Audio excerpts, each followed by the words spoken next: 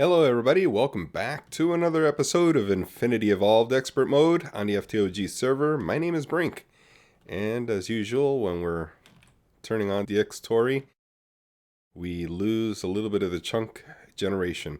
We got a railway station going here. But anyway guys, we are back to do a little bit more, and what I want to do is set up another reservoir as we have on those two sides up by the new place. And we're going to need a cauldron. We'll just take some of this, and I believe it's something like that. Yeah, it is. I'll take that. Let's grab all of that. And then we need some glass, I believe. Don't remember the recipe too well. It's been a while, but I think it gets wrapped around. No, it doesn't. So we'll have to take a look and see what it is. Reservoir. So glass, and actually we're going to need two cauldrons, but I see that this isn't rotating, so it's fused quartz that we need in the middle. Let's see if we can we'll grab the rest of this, and this has got to be set to alloys mode. We'll grab 8, and that should do 2 of them for us. Actually, do we need 2 or do we need 4? That is the question. So we'll just drop those and smackety-smack the rest of this up in here. Oh yeah. Let's grab these. Okay. So we're going to make a reservoir to feed some of the machines that we have over there. And that's the purpose for this. There we go. Grab 2 sets. Did that? Oh, yeah. We need the other cauldron. Here we go. Alright, so that'll complete that. We don't need another one. And let's put this away. Now, I've been working a little bit on our power situation over there. And as you can see, I have some more heat vents here that I made. I want to get together with making some more power. And I've been looking into my options. And I have a couple of options to pick from. I don't know that I have access to one of them though. The one that I want, actually. So we got 2 buckets, so that's good. And now we can make our way over to the place. Now, it turns out, the last episode, I talked about how slow it was teleporting, and that in creative, it was going super fast. Well, the reason was because in creative, I was using a creative energy cell, and that's why it was charging up right away. What I did here, you won't be able to see it because it's under the crafting grid. Actually, it's under the base of the teleporter. But there is an energy cell that I placed there, and that lets us charge up a whole lot faster and makes us teleport a lot quicker. So now we should be able to teleport at least a little bit faster. As you can see, it's rising up.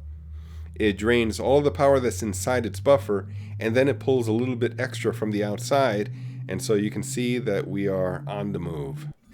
And there we are. Cool. And the same for this one, except this energy cell is a lot more bigger.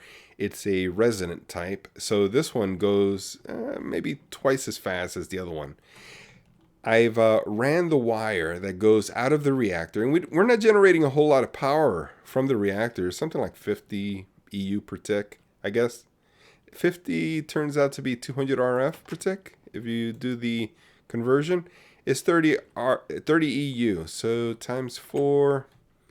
that is 120 RF per tick that we're generating right now. The wire is coming out of there, going underground into this MFSU, just to back up power, and then an MFE. And we're going to change some stuff around. I only did this to store some of the energy, but it turns out that since I'm sending it to additionally supply the quarry, that energy is being drained. So we're not saving anything. It rises up, goes back down, rises up, goes back down.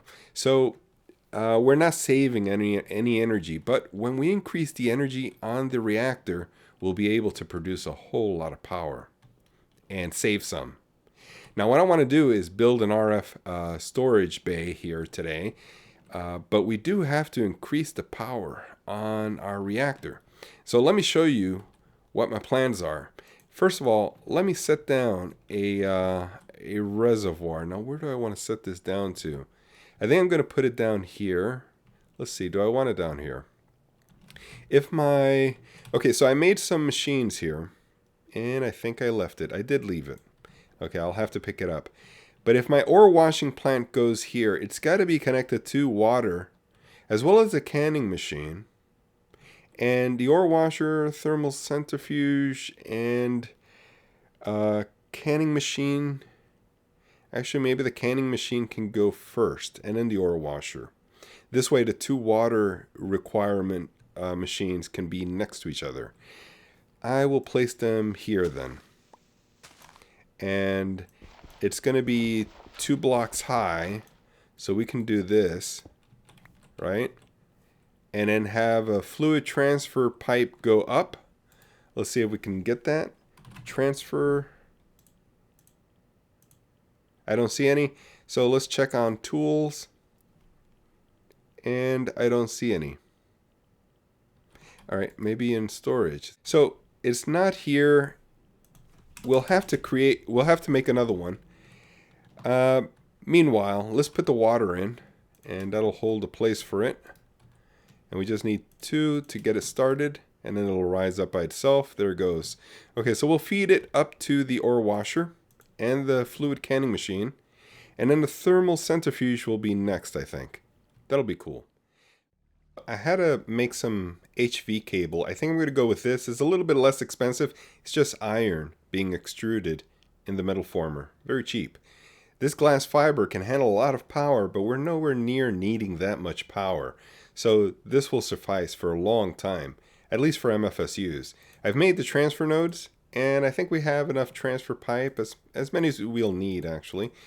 Let's just move this all in, and we'll take a quick ride over to the new base, and then we will start wiring some stuff up. Alright, here we go. So what I want to do is set the ore washer and the fluid canner, which will be this one and this one, next to each other. I think the fluid canning machine will be first because the ore washer, I believe, should be best placed next to the thermal centrifuge right here. And then we have 2 spots available for the metal former, but I think instead of continuing on, we're going to go here because this will be sort of for assembly. And then we need to wire it, so let's go logically by wiring this up and then see where we wind up. So we got enough room to walk with. This is what I like about this design. I left enough space back here to work with.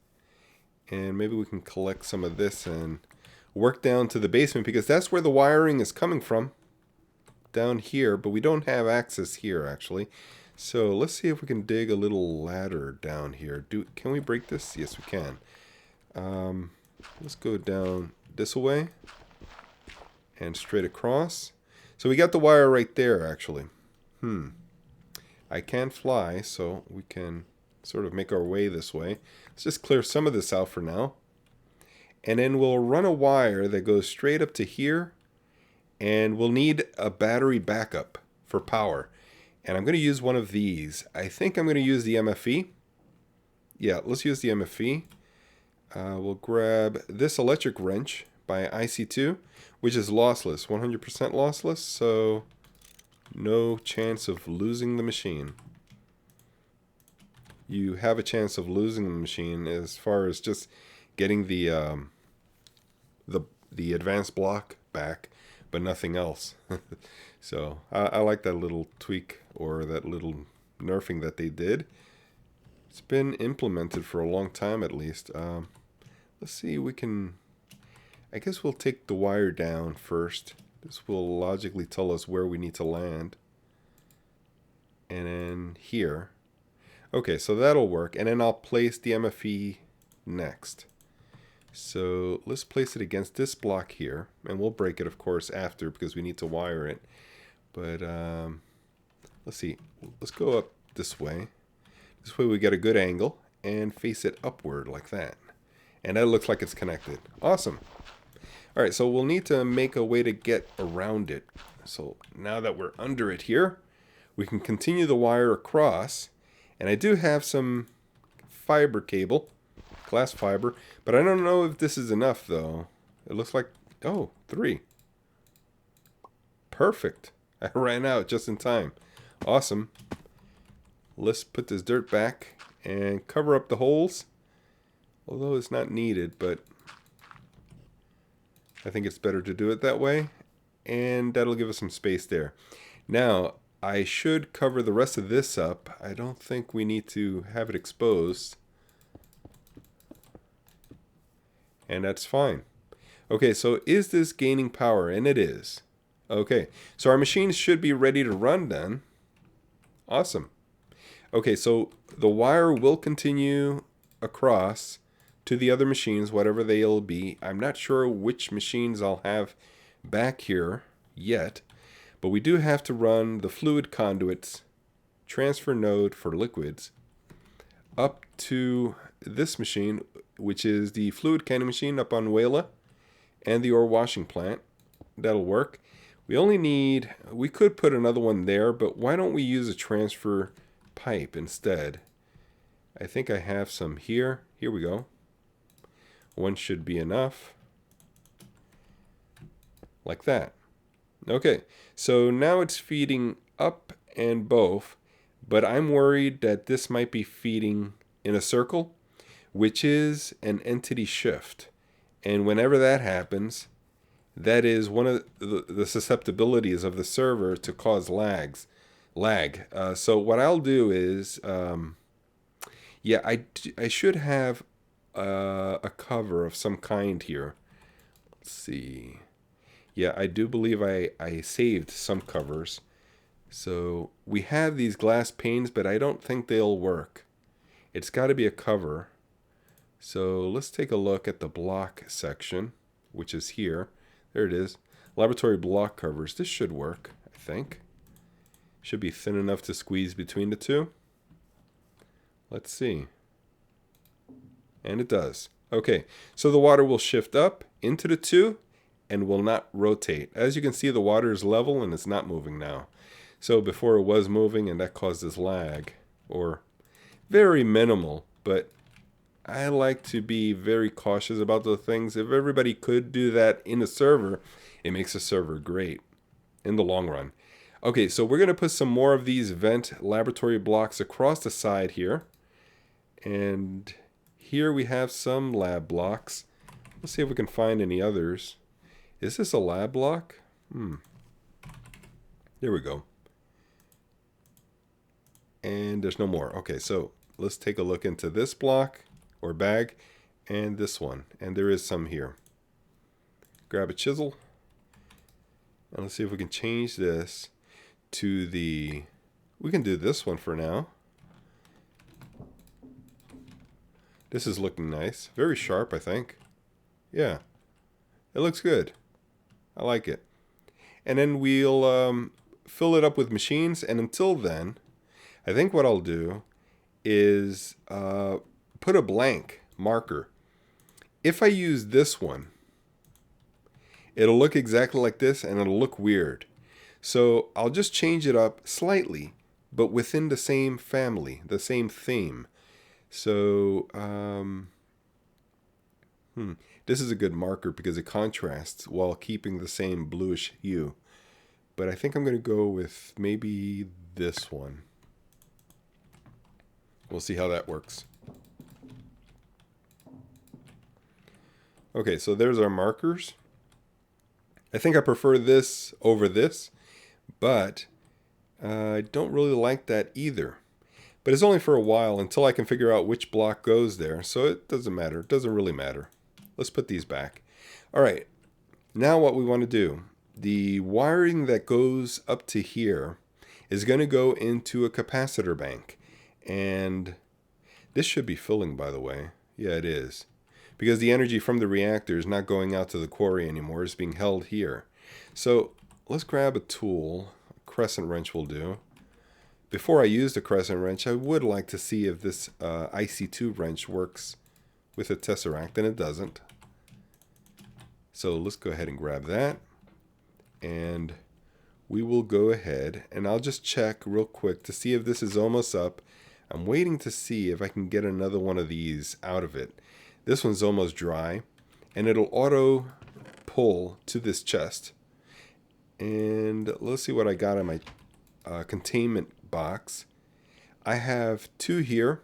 I shouldn't be touching it without a hazmat suit, but this is a total of 8 tiny plutonium, and this is a total of 6 tiny plutonium. So that's 14 tiny plutonium. That's one large plutonium. I need 3 for what I want to do. So I'm waiting for all these to dry up. And as soon as I can make the bigger quad ones, I do.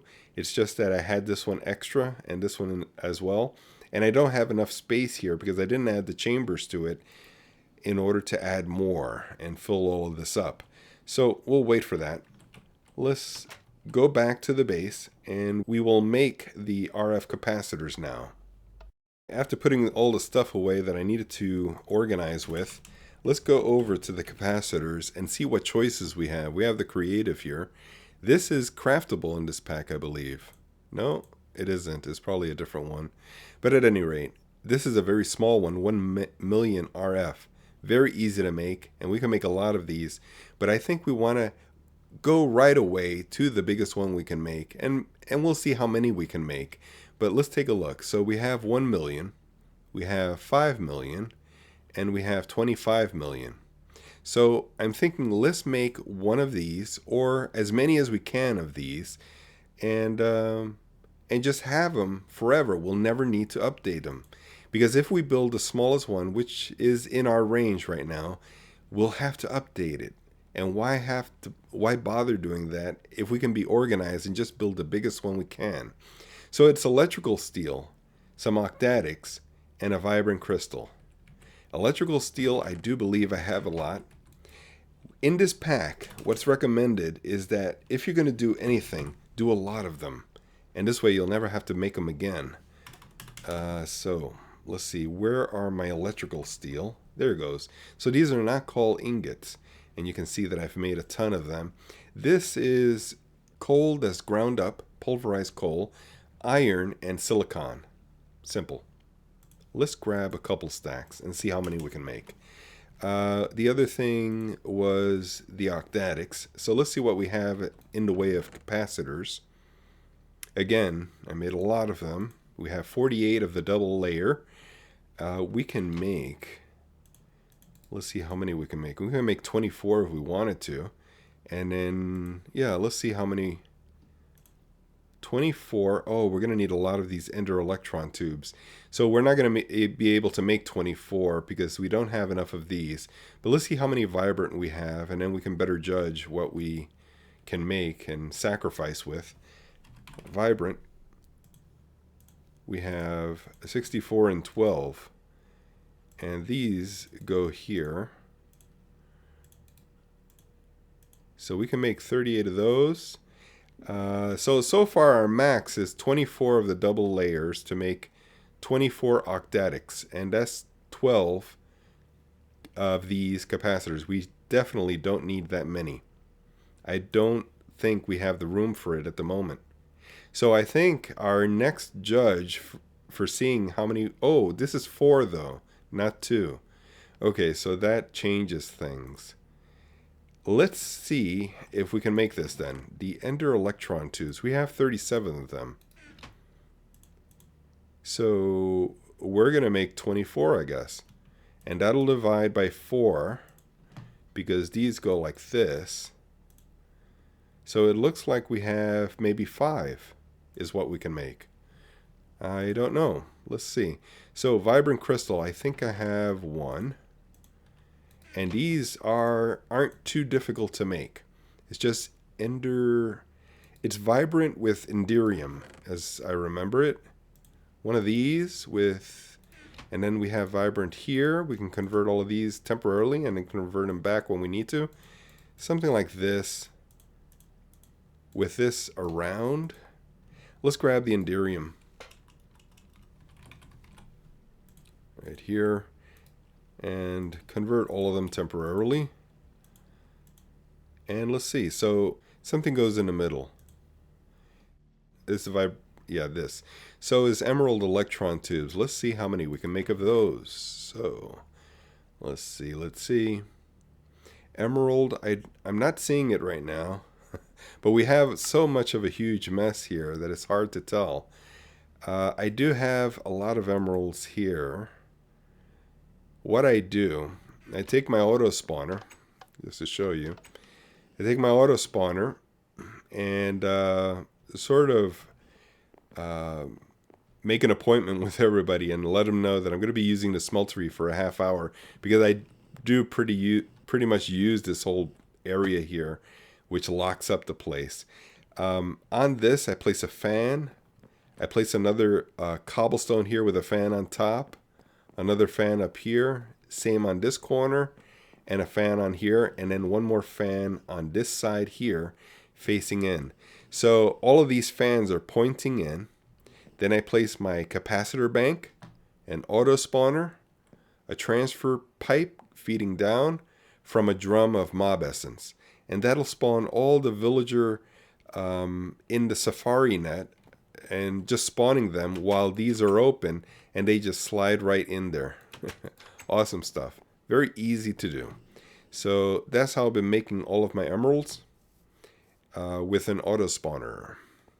So let's go back and let's see if we can make some of those emeralds. Emerald tubes. We have it set already, and we're going to need some redstone. We have. And let's see if we can grab, I don't know how many we'll need. Let's see, let's take a count of whatever we will need here. So this will make one, and how many are we trying to make? Well, let's divvy it up. If we go across here and like that, we can make 6. Let's go ahead and make 6. Alright, so we'll make 6. That's 1. So we'll just need one more set of the tubes. Yeah, so let's turn this off, and then we'll grab this. I'll leave the emeralds there for now. I organize off camera. Make things so much simpler.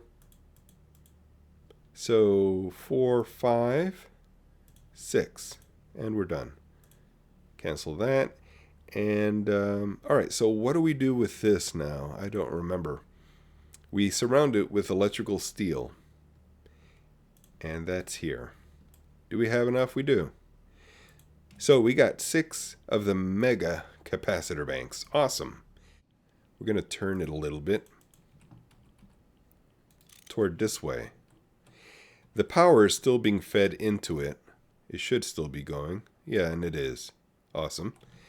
Didn't lose any. I was worried about that. And then we'll build our capacitor maybe around it. Sort of like this. I think that'll work. Oh, we're missing one more. Okay, so because of this, we do have to go for an odd number of capacitor banks just to make it straight. Or maybe we'll even make even more. Actually, no, because I don't have enough emeralds at the moment, and those emeralds do take a little bit of work to do. So I'm going to grab an HV, a couple of them, and an HV wire. Connect it from here to here, and that'll convert the EU to RF. Awesome. Now is this filling? It isn't. So let's see, let's troubleshoot this to see what is going on. This MFSU is putting out 2048 EU. Multiplied by 4, it's about 8,000 RF. This wire cannot handle 8,000 RF per tick. And I think that's the reason this is not sending to here. So there are a couple of things we could do. There is a kit with the MFSU to MFE. This one, work on MFE and charge pad. I believe this is what we need to build. It's quite expensive. There is an easier solution to this, and I'll show you right now. Since this is just to send power to this capacitor bank to convert it to RF, and since using this would drop it down to 1,000 RF per tick, I'm sorry, 1,000 EU instead of this 2,000, we're going to reduce it anyway. So why not, instead of using it here, get rid of it, and we'll change it with the one that we put over here. We'll just flop it around so that this one will be there and this MFSU will be here. I think it would be better if we do it from up top though. So let's see if we can work our way in here. This might be easier. Yeah, it is. So this might work. I'll set my magnet on so I don't lose it. Makes things easier, I think. Here we go. Put the MFSU down. And that should be working, I think. We'll cover that up in a second. But let's see. So this one will go here. And it retained its charge, which is awesome. I don't believe we need the HV wire, but you know, it'd be better to use this just so that we get the maximum amount of throughput through. And let's see if it does accept. And if it doesn't, then I can change it back. It doesn't matter. Here we go. And there it goes. So it's going up now. So that was the issue. All right. And we'll keep the HV because this will, you know, communicate the maximum amount of power per tick. All right, guys, that's about it. I'm going to make another capacitor when I get back to the base. We'll cover this up for now. I want to thank you for watching. If you enjoyed any part of this episode, please do give it a thumbs up. Thanks for watching, guys, and I'll catch you all next time.